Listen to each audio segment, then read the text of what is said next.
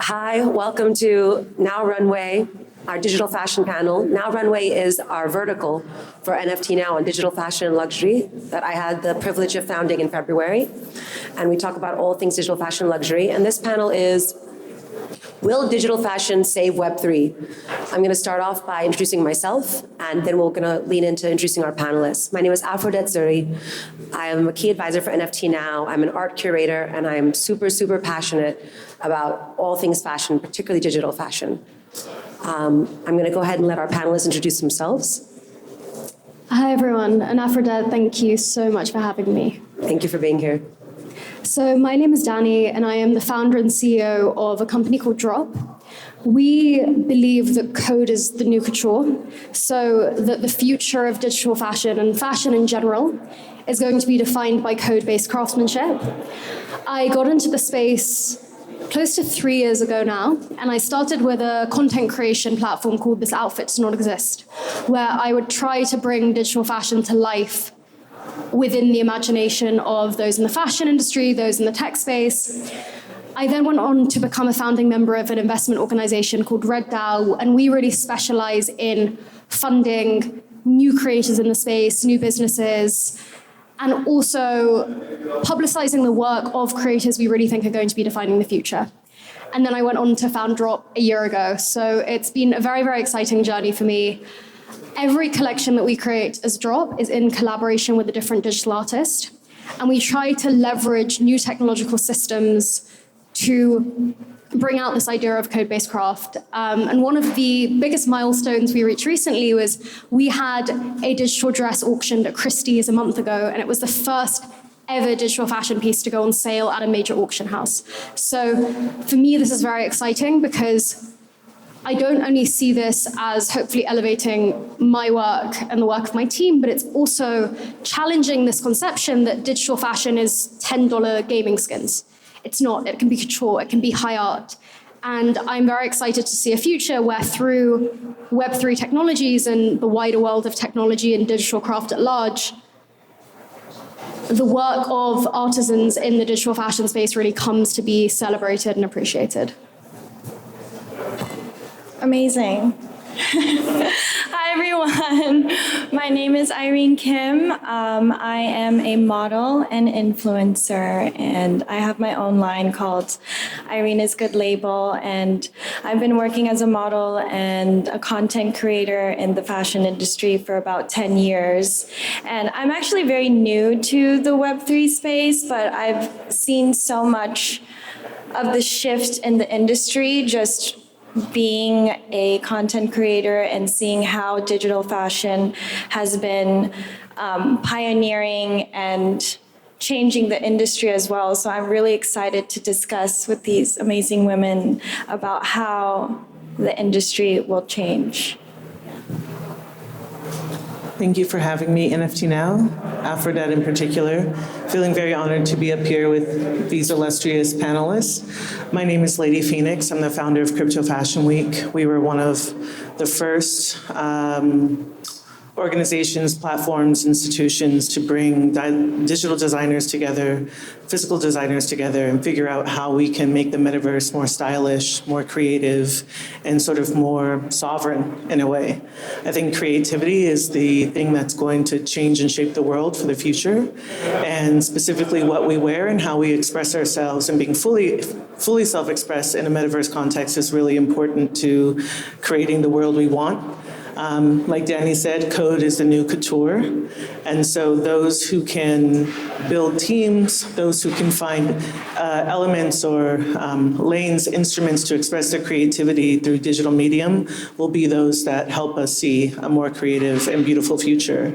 And so, yeah, what you wear is who you are, and who you are is always changing, and that should be celebrated both in a physical sense and a digital sense. So hope you guys learned something, and thank you for listening. Thank you for those incredible introductions. And Irene, we like to say, if you're already here, you're early. We're all early. Yeah. So I come from an art background. I'm a curator. And I think of art as an expression of so many things, and fashion is an expression of who we are. And obviously physical fashion has always been very, very important to me. And digital fashion was something I didn't take quite seriously in the beginning, because I thought, how much digital fashion do I really need? I exist in IRL and I am fabulous. I am dressed like this all of the time. If I'm not in this, I'm in gym clothes. I own no jeans, no t-shirts. I'm always overdressed. And one day, I decided I really, really wanted a POAP from Tom Sachs. And I had to go into his Metaverse to get it. So to get into his Metaverse, it was Decentraland, I had to create a little avatar and I had to dress her. I had to dress her in the free clothing that was available. And the free clothing was not great. So I thought, I don't know anybody in this Metaverse. I'm gonna just pick whatever. I picked a crop top, a weird mini skirt, and these awful shoes. I looked a little bit risque.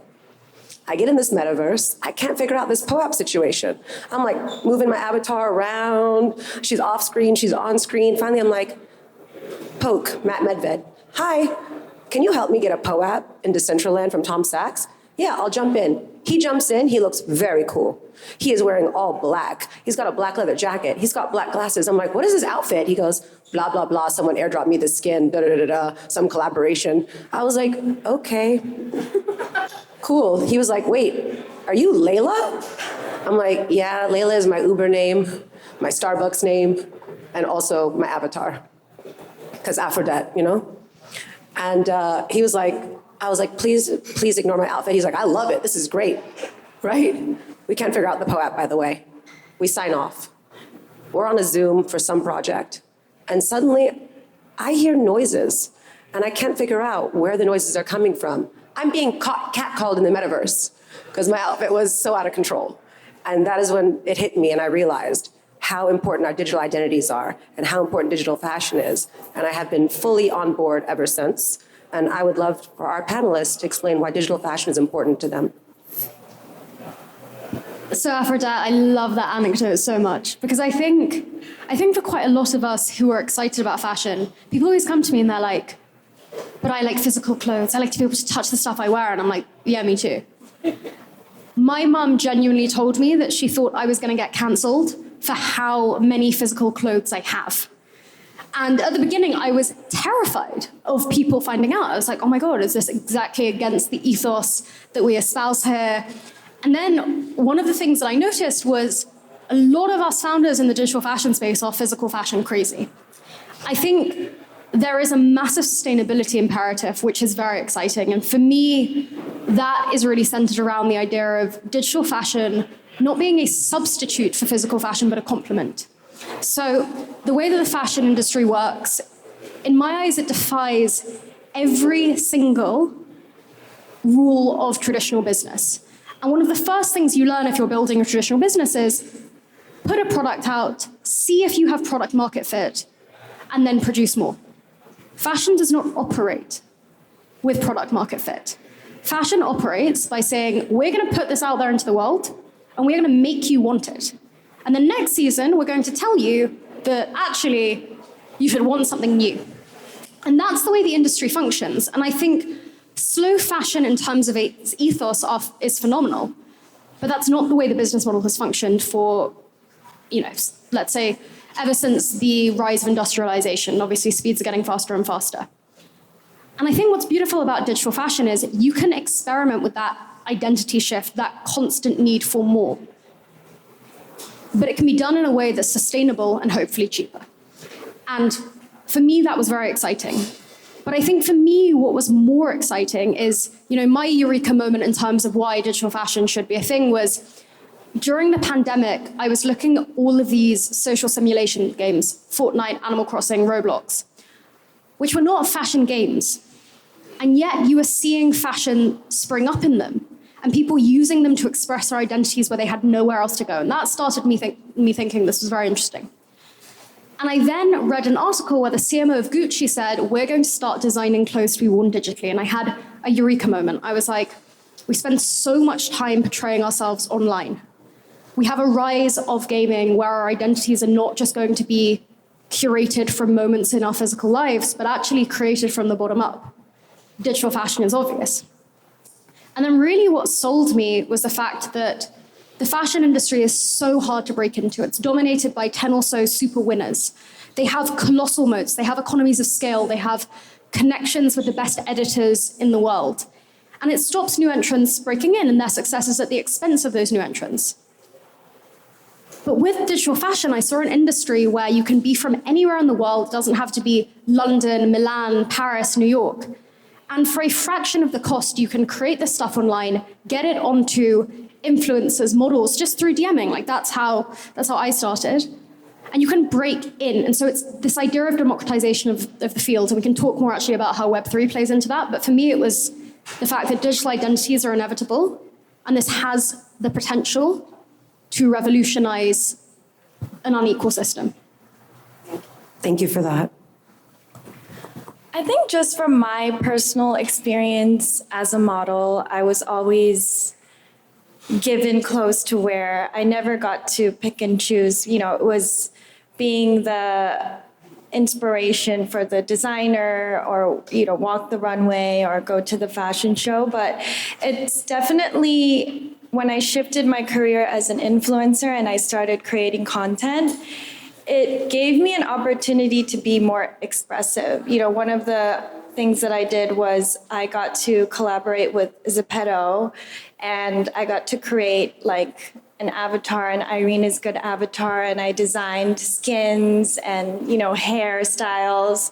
So it's just been like another extension of my creativity and who I am, and not just having this kind of idea of sometimes fashion brands, you know, they go off being very exclusive, but I think digital fashion has definitely democratized the industry and kind of given everybody an opportunity to express themselves in a different way. And it's really exciting to see how younger artists or designers that don't really get an opportunity to show during Fashion Week or be able to go to shows, like they can use this media to show who they are. So I think it's amazing. That's really powerful. Thank you. Lady Pheønix. I'll try to keep mine short because it's essentially a synthesis of what is already said. I think we're up here because we feel very similarly. But digital fashion for me was a eureka moment in 2020 when, at least in the States, it felt like the entirety of America was on fire socially. Protests everywhere, police brutality, people's rights being squandered, people's housing also in jeopardy. It felt like there was a revolution of society happening. And what I realized is that, at least again in the States, there's a certain profiling that happens based on what you're wearing. And when you're in the metaverse, there's a generosity of how you appear. And that generosity of how you appear is how you make new friends. People aren't just readily judging you based on what you're wearing. There's an openness there to, and a curiosity there to who you are. In short, and you know, what your hair looks like, what you're wearing, and it's not a judgment. It's like, oh, that's neat, or that's different, or that's plain. I'm gonna poke them and say hi. I'm gonna like DM them and say hi. And I love the generosity that was present based on how people were self-expressed. And it felt like that generosity, if extended out into society, could help us create new worlds. I think, you know, for me, the metaverse is an extension of who we already are, IRL. It's not separate from us. And so thinking of the metaverse as sort of a playground for both creativity, but remaking the social structure was really interesting to me. And yeah, a light bulb moment went off. We did the first Crypto Art Week in 2020. That was really successful. We brought artists together that had never been together. People who hadn't even heard of NFTs were all of a sudden interested in this space. And through my own exploration of the metaverse, I was like, holy SHIT, this is, I don't know if we can curse, and there are babies, infants in the room, so wanting to be respectful. But holy moly, This is a moment for us to, in a creative and light way, rethink our society and bring in generosity, bring in patience, bring in creativity in such a way that makes people feel good and uplifts people without it being this hard, like, oh, we're remaking society, you know? And I love that about the metaverse as a playground to rethink ourselves and society from a point of generosity. I love that. Thank you, Lady Pheønix. Irene, we had a pre-discussion about fashion shows during COVID, and I'd love for you to talk to us about your perspective on that, please.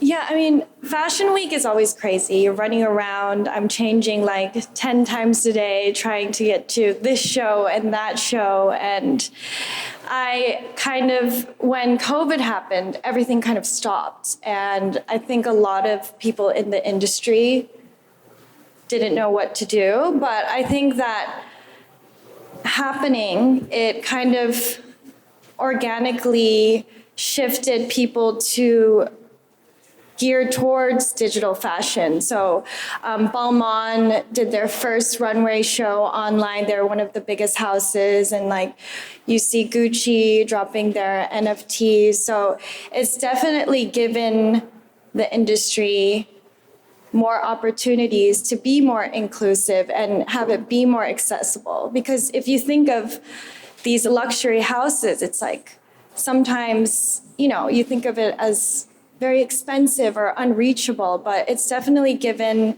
the opportunity for other artists and people that maybe don't know fashion to be more creative and self-expressive. It's interesting how we needed COVID, right, as a catalyst for Web3.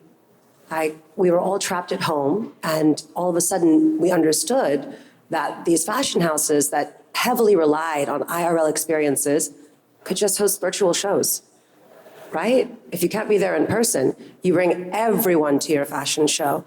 And I think that's really set the stage for us being able to be more inclusive, right?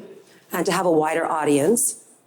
And actually, Dani, I'd love for you to talk about the accessibility that we've created in this space with fashion.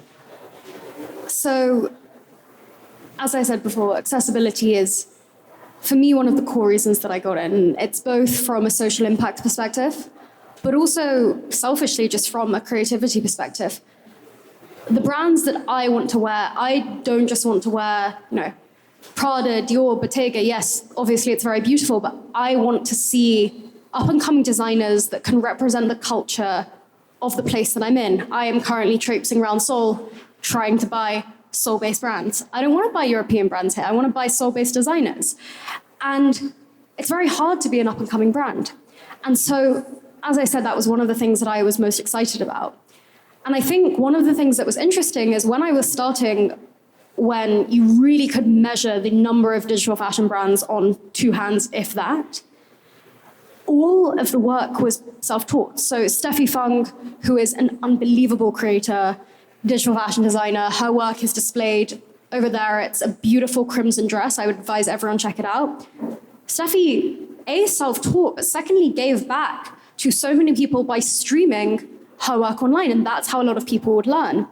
And I'm very excited because we've just kicked off an initiative called the Digital Fashion Residency with VCA, Vertical, which is Nicole's organization over there. And Vertical's run 6 or so artist residencies so far. For the past 2 years, they have empowered around 25 people per residency, so around 200 creators. The residency is completely global.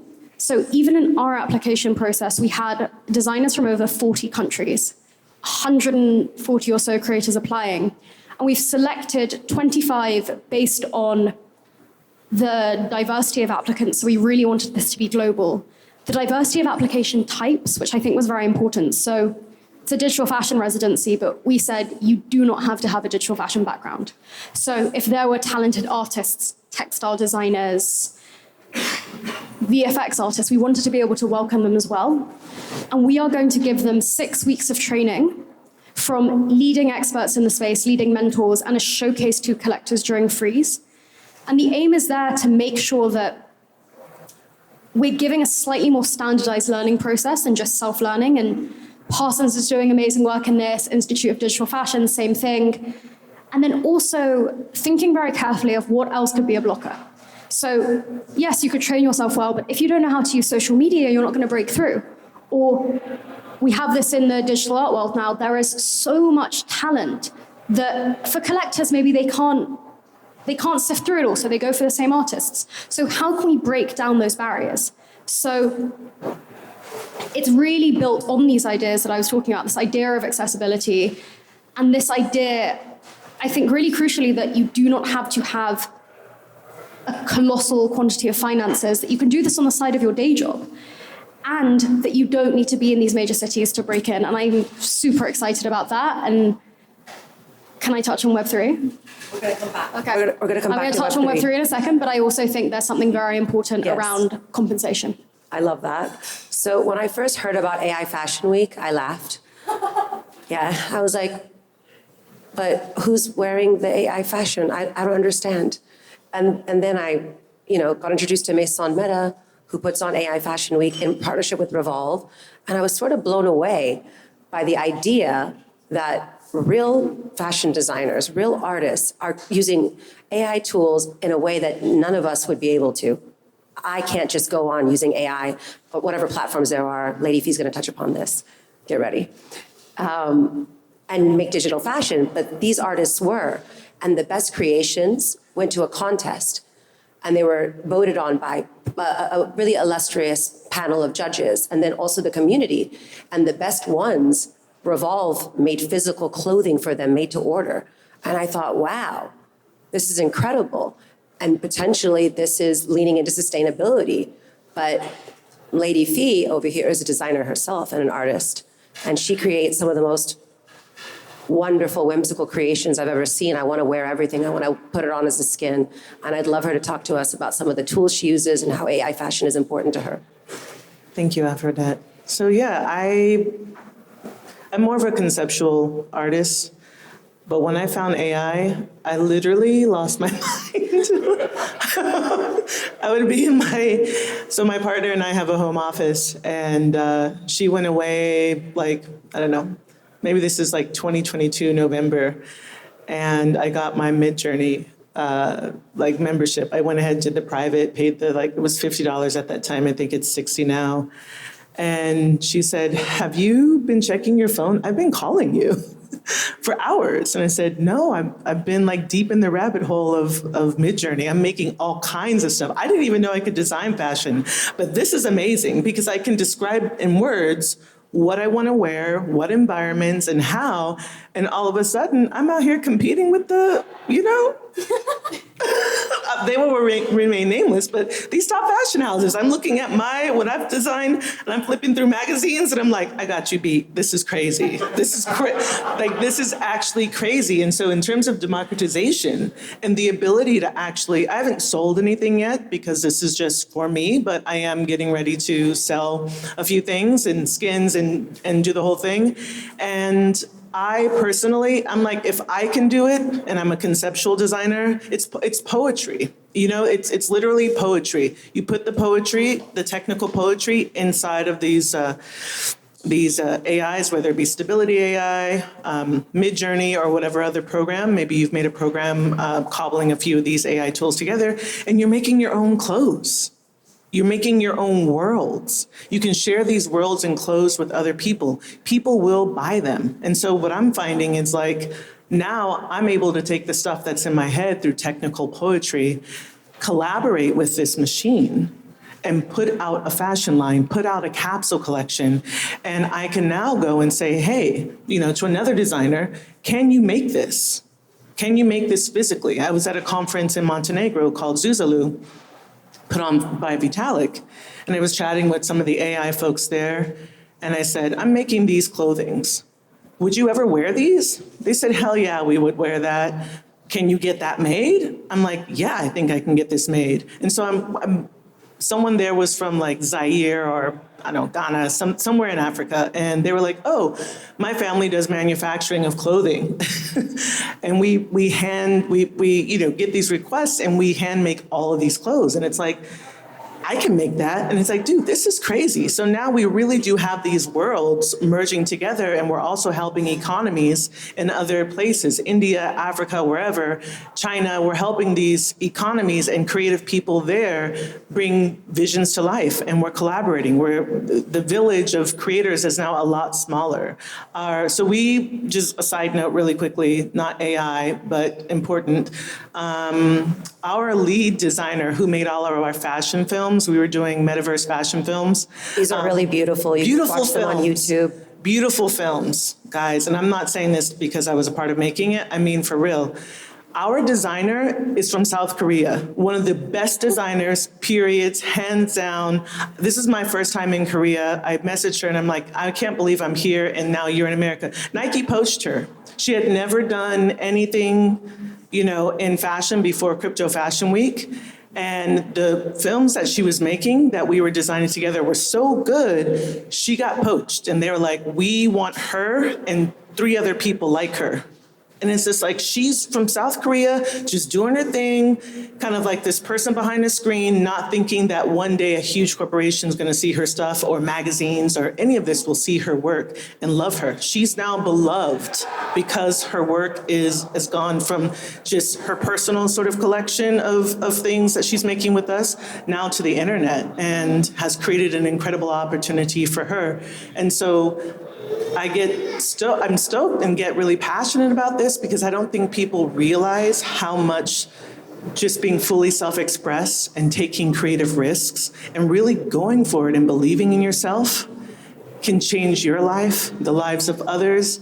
Like, I have a community now here in South Korea because of that one person. She has a community now in the States because of Crypto Fashion Week. And we have a community of designers that we've worked with, and everyone's life has been impacted for the better and has changed. There were people who in 2020 couldn't make money, but we were able to sell the designs that we were making, and all of a sudden they can support their families, they can support themselves. They have a positive bank account, right? And so I think when we're looking at this, we must also consider the real social impact and the real sort of like personal impact that something as small as fashion and being fully self-expressed can make. Thank you so much, Lady Pheønix. So I intentionally chose all creators to be on my panel today. And organizers are important, right? Producers are important, CEOs are important, but creators are very, very important and often overlooked. And what I find most interesting is, the advent of Web3 and Metaverses and all this really raised the profile on so many different creators. And we have a lot to learn from creators. I'm not super artistic. I can curate a space, I can pick artists, I can direct things, but I am not a creator myself. And I would love for Irene to talk to us about her collection for Zepeto, and actually talk to us about Zepeto, because not everyone is familiar with the platform, even though it is big and it is taking over. I mean, I think what the beauty of, I just wanted to say this, of digital fashion is that it's limitless. It's beyond your imagination. I was just also very limited as a model because I was given clothes just to wear this or try this on. But when I got to collaborate with Zepeto, which is an online gaming social platform, it's really, really cute. Their avatars are very colorful and fun, and they have a store in there and restaurants, and you can connect with people on there. But when I was given the opportunity to work with them, it was just, I could create whatever I wanted. And Irene is good worlds. And I played around so much with the hair color, to the clothes, to the shoes. So I kind of felt like I was going back to my childhood as well, because, I always loved fashion, and I was always would be cutting out, looks from magazines and looking into my mom's closet and imagining what I would wear when I grew up. So it felt very childlike to create this world, and I had so much fun with it. Rainbow hair, rainbow everything, and then also just to see my fans buy the skins and dress up with their avatars, like it was a way for also me to connect with my audience in a totally different way. And just to see how they were expressing themselves through what I had created. So it really opened up kind of my eyes as well to see like, wow, it's not just about going to Fashion Week and being exclusive, but it was really more of like involving kind of everyone and building this community of fashion being for everyone. I love that you underline community because it's something that's so important to all of us on this stage and in this audience. Dani, just one prompt, Web3. Web3, where to begin? Finally. There have been 2 of them before.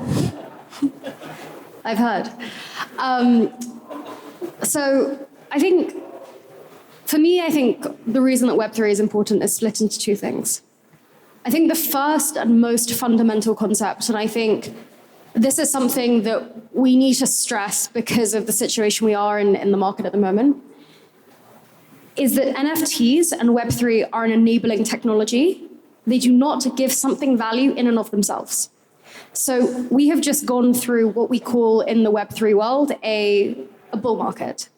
And essentially that means that everybody wants to buy what we're selling, no matter what that thing was. And this is not the first time this has happened. I believe this is like third, fourth time. And so basically it goes in peaks and troughs. And one of the best things in certain ways, but worst things in others about Web3 is the fact that it's very easily financializable. So tokens, very easy to trade. NFTs, it was this idea that you can have art where there's no lockup. So I could buy something, I could flip it tomorrow, whereas when a gallery normally sells it, you'll have a lockup.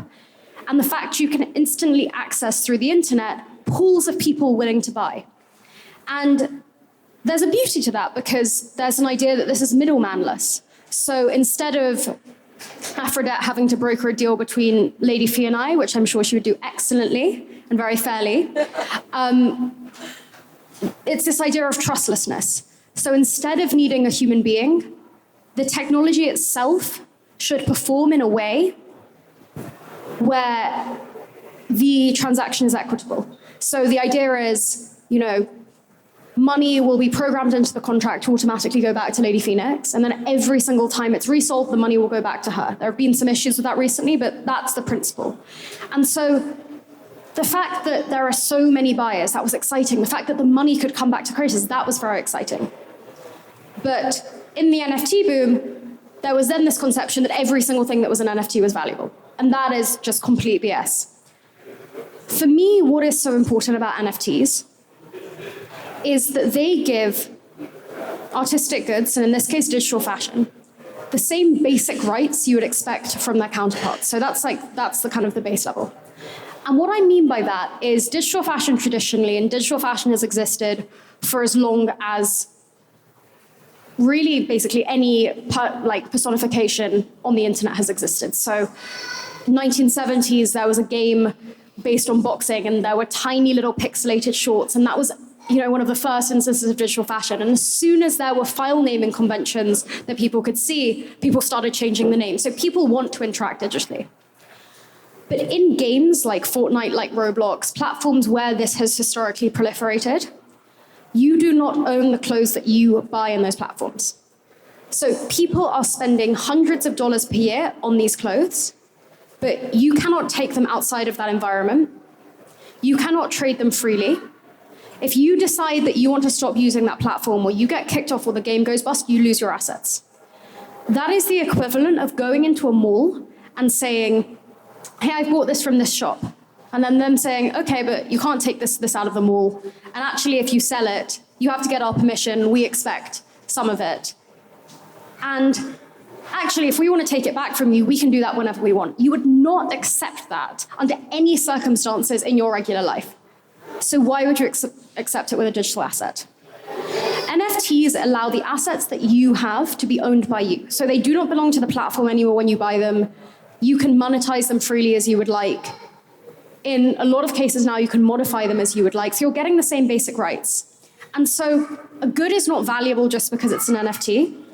And in the future, we will have a ton of goods that are NFTs, like a concert ticket, which won't have any value because it's a concert ticket, no one cares. But you will own it, and that is great for you. And then I think the second thing that I'll touch on very quickly is there are beautiful things in terms of creativity that you can do with Web3 technologies. So everything from upgrading loyalty programs, G-Money has done something fantastic with his brand 9DCC, where you can actually track interactions with others and be rewarded for that. For example, I'm very excited about a concept called dynamic NFTs, where you have artworks that change based on your on-chain interactions. So when I think of that in terms of clothing, it could be that this is the Afrodet dress. And every time I interact with something that Afrodet does, my piece of clothing blossoms. Or it could be linked to an external factor such as the weather. And when it's a rainy day, maybe my piece of clothing goes a stormy dark color. Or even that you could have a piece of clothing which degraded as LVMH stock went up, if that was the thing you wanted to convey. So I think there are creative potentials, but I think the most important thing to say is an NFT is just providing the same basic rights for your digital clothing as you would expect for the physical counterparts. So, digital fashion, can it say Web3? What's fascinating is NFTs blew up. I mean, people who were just on stage earlier sold work for $70 million. I don't think that could happen today. People have been a little bullish on NFTs and then bearish. And all of a sudden, digital fashion seems like a fad. Like they're like, oh, what's next? What's gonna happen after digital fashion? And I think it's here to stay. And I'd love to hear your thoughts, Lady Pheønix, but also this should feel like a collaboration, guys, jump in. But I know you're gonna have some strong thoughts. I would love to collaborate with anybody, specifically Dani, who, if people know, is legendary. So yeah, and I've just met you. And apparently you're super legendary, so would love We're to. all legends, guys. Tell me your thoughts Yeah, on this so I think as the a future, fad. yeah, I think the future, and Afrodet, we've had this conversation. Yes to dynamic NFTs, 1,000%, because dynamic NFTs are, again, about being fully self-expressed, but also now informed, right? Like I love what you said about LVMH stock going up or down and the dress degrading. At us with Crypto Fashion Week, through a platform we created called Meta Gala, we've been working on how to tie, and it's really difficult, so we aren't going to release until we've got it down, but how to tie blue carbon credits to NFTs in a dynamic way based on ocean data. And so I personally and the folks that I work with really, really care about the ocean. Our body is primarily water. The body of Earth is primarily water. So we definitely need to take care of the oceans, not pollute it, figure out how to get people clean drinking water, all of that. And if we are going to continue to be a asset-based economy, digital asset-based economy, we need to tie some of these learnings and understandings and relationship to nature to those NFTs in a dynamic way that will allow us to be informed through the visual data of what's happening, but still in a creative way. I personally think, yes, that's very much the future. And I think the future of fashion is dark fashion, where DARK is an acronym for, it's DARQ, and it's an acronym for Distributed Ledger Technology, AKA blockchain, AI. The R is reality, so that's AR, VR, XR, so augmented reality, virtual reality, and extended reality. And the Q is quantum computing. There hasn't been a lot of talk about quantum computing as of yet. It's mainly been AI, but quantum computing is the next thing that's gonna sort of like come online and be a sensation within culture. So if you're not involved in quantum computing in any way, I would suggest just start, as they say in the cultural sort of like colloquialism of New York, do your Googles. Meaning go to Google Scholar, do some research on quantum computing and figure out like where there's opportunities there for you or for your business. I think dark fashion, bringing all of those elements together, is what the fashion world will be built on. I think those are the 4 pillars of full expression and full integration with Web3. I think Web3 is actually incomplete without AI, the realities, and quantum computing. I think quantum computing is going to power everything and how we're actually going to be living fully immersed with these creations, with this technology, and how we're actually going to bring our worlds and our imagination together in a seamless way. You heard about quantum computing first here at Gateway. Here, first. Dark fashion, it's the Dark. future. I love this. Irene, what advice would you give an aspiring digital fashion creator? And I'm going to ask this question of all of us. I think the advice, just as a human and as a person, that I always give is just do what you love. And I think it's also, we were saying earlier about being conscious of who you are and what your values are as a person and how you represent yourself in this world. So digital fashion definitely is going to give a lot of opportunities to new creators, young creators, because it's accessible, and sometimes you can't get into the fashion show, or sometimes you can't afford to buy the Prada dress that you want. I mean, I started my career just on like Blogspot. And I was taking my own photos, changing my own outfits myself, and then I somehow got here. And I've seen how the industry has shifted and how digital media and all these amazing platforms have given me opportunities to express myself as well. So I think it's really important to be open and wanting to learn about these new platforms so that you can, express your creativity the way that you can and as much as you want to. Thank you for that. Lady V, Dani? Advice to artists? Yeah. I would say an advice to artists, like be fearless. There's the outside world will put enough restriction on you. Don't put restriction on yourself. The cement is wet, right? So the future is literally what you make it. If you want to put something out in the world to have an impact or just, to challenge yourself, the cement is wet. Write your name and step away once you do and watch that thing blossom. And if you don't like what you've created, cool, the cement is wet. Wipe it, write your name again. Keep wiping and write your name again. And if that cement should dry, get your jackhammer out and build what you want. The great thing about imagination and in this world, everything you see and experience, including these chairs that you're in, this building was created by someone who was fearless and decided to go for it. So literally go for it, be fearless. You're not gonna offend anyone. You're gonna offend your higher self if you don't go for your dreams. The portal is open, jump in and be who you wanna be. The new world needs imaginative, creative, fearless people who go for it. So it's on you. Go for it. Don't be afraid. Anyone can build anything.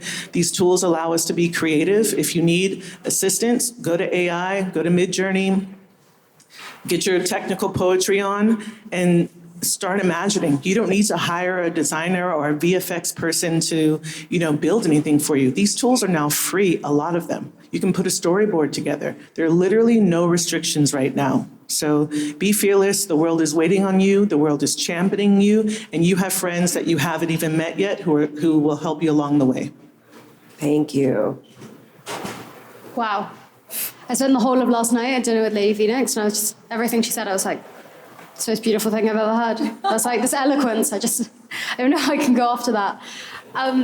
The only thing that I'll say, and this is just from personal experience, is I really feel like right now, exactly what you said, we are so early. And that means that there is a chasm where you have the ability to come into this space, teach yourself, and accelerate your work in a really, truly unparalleled way. I think it was maybe more obvious during the bull, but I think it's still completely true. For me, I started what I was doing 3 years ago. And I started with an Instagram account with 0 followers, a Substack with 0 followers. I'm English, so we hate putting ourselves out there. It's my worst nightmare. But it was the pandemic, and I had a, not even a 9-to-5 job. I had like an 8 a.m. to like 10 p.m. job. And I'm still on the brink of not doing this. But I literally remember thinking, I was like, if you don't do this, Dani, you're going to kick yourself, because this is the future and this is something you love more than anything.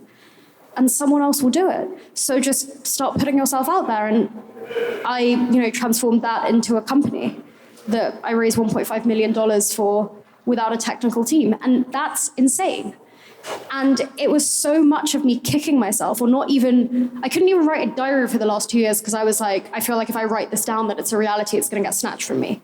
But I think it really should show that you can start with nothing, and you can start putting yourself out there, and you can start doing what you love, and genuinely something incredible will come of it. And I think another component of being so early, and it's very evident in what Irene was saying and the beautiful story that Lady Pheønix told about her designer and that community, is we're a really great bunch of people. People want to collaborate with you. People share your ethos. So if you get into the space right now, you can really make incredible partnerships and collaborations, and there's really no time like the present. And same thing around the self-teaching, the residency that Nicole and I are running together, all of those classes that we're offering our 25 residents, they're online for anybody. So really, I think that plus the incredible virtuous cycle that's social media, there's really just no time like the present to be fearless. Thank you so much for that. And Irene, as I told you earlier, 45 minutes flies by Already? already. I want to Thank pass the you. word. No, see, I told you. Thank you to my incredible panelists. I love being the least qualified person on the stage. It makes me feel really special to be in such good company. And let me let you in a little secret to my audience. Thank you for being here. This is the very first panel I've ever moderated. Woo! Yes. You are amazing. Thank you. Thank you.